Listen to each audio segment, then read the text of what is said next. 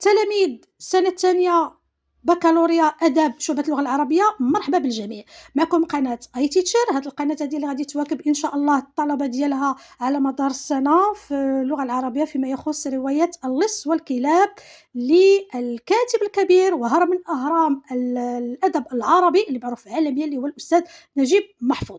إن شاء الله أنا والطلبة هاد العام هذا غادي ندرسوا أنا وياكم الرواية، ماشي فقط من حيث المضمون اللي هما الأحداث اللي وقعات والحدث الرئيسي والفكرة العامة والمضمون.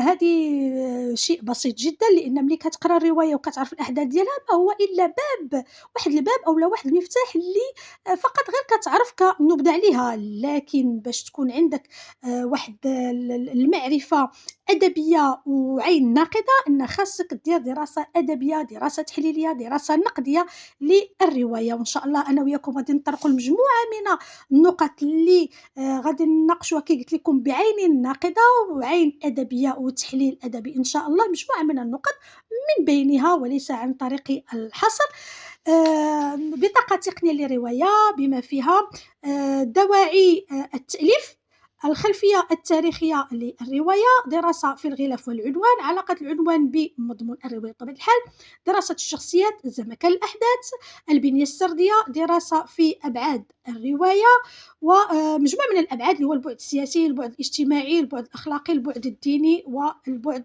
النفسي.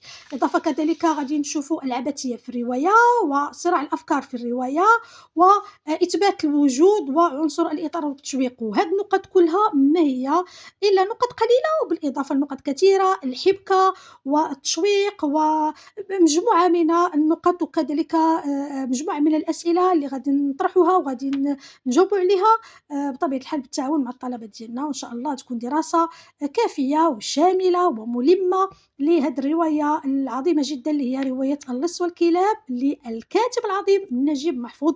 وشكرا للجميع وشكرا على الاهتمام ديالكم، واي استفسار والمزيد من المعلومات ولا اي توضيحات عفاكم ما تبخلوش علينا بلي كومونتير وعطونا كاع المقترحات ديالكم او الاسئله وحنا راه الاشاره نجاوبوا عليها. شكرا للجميع ومرحبا وبدايه سنه موفقه ان شاء الله.